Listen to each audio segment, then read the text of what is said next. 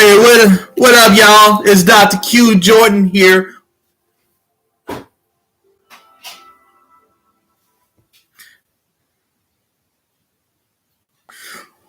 It's Dr. Q Jordan here with the Ear Hustle, where we talk about things that I hear in the locker room or I hear from in the gym, and it's basically based off of people talking about either some type of rehab technique, some type of treatment, or some type of newfound treatment tool. And I basically give my people the 401 on what's going on. So today, we're going to talk about this beauty right here, the foam roller.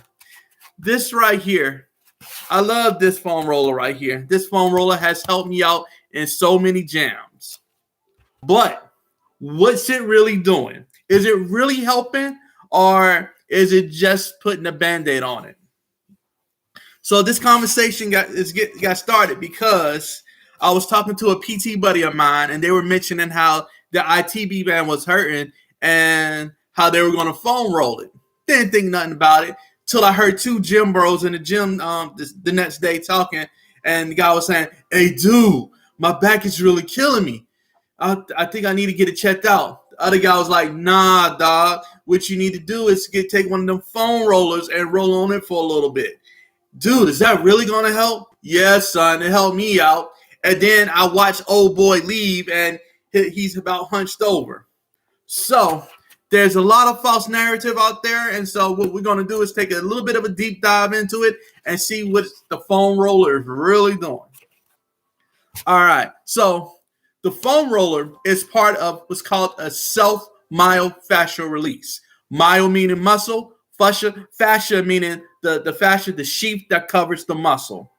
So myofascial release basically purports to increase blood flow, improve oxygen supply, break down adhesions, improve lymphatic circulation.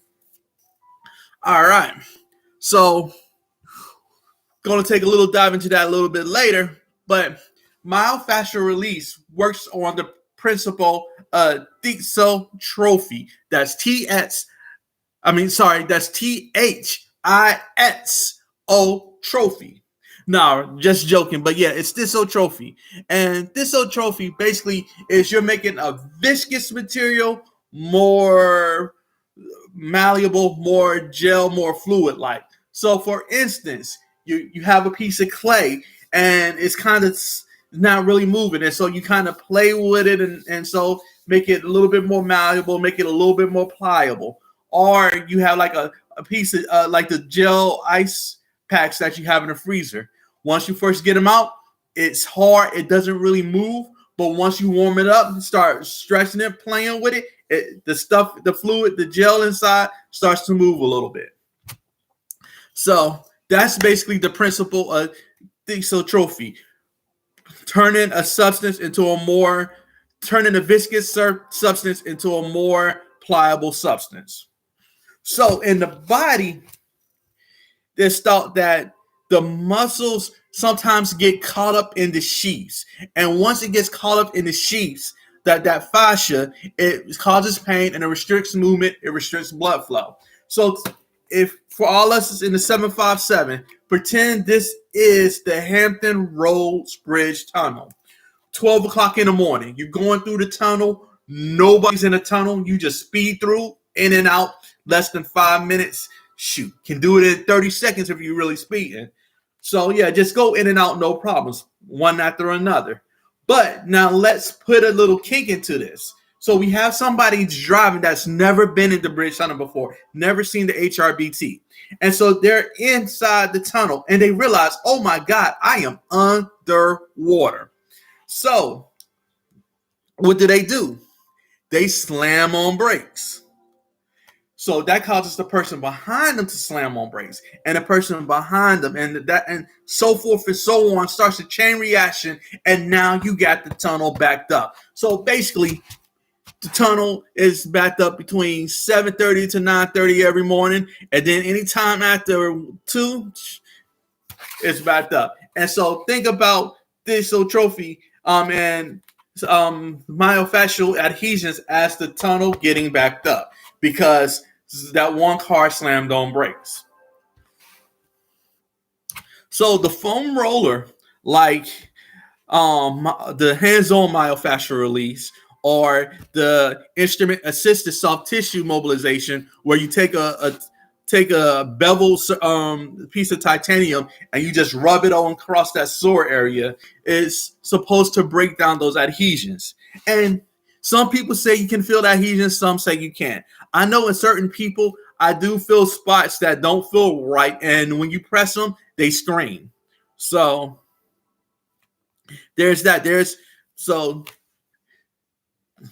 the research is out about it. There's two different trains of thought, two different sides of warning about it. We're not going to worry about that right now. Just know that it's supposed to break down those adhesions. The thing is, with those adhesions, they've done in cadaver studies, they found out it takes thousands of newtons of force to break down those adhesions. Now, I like to think I'm a strong guy. I am not able to physically apply the amount of force that it takes to break down those adhesions that they found in the cadaver studies. Honestly, nobody is. You can take the mountain, he's not going to be able to do it. The Rock, he's not going to be able to do it. The Big Show, whoever, whatever strong man, Mark Henry, the world's strongest man, whoever you want to put up on him, those guys that you see pulling planes and whatnot, they are not able to apply the amount of force necessary to break down those adhesions in a human cadaver. Basically, to break down those adhesions, you need to have a steamroller roll over them. It's a roller, but it's a different type of roller. So, now, there's the other side that argues that, hey, you're doing this in cadavers. You're not testing it in normal humans. The state of the muscles, the state of the tendons is much different between them. True, very true.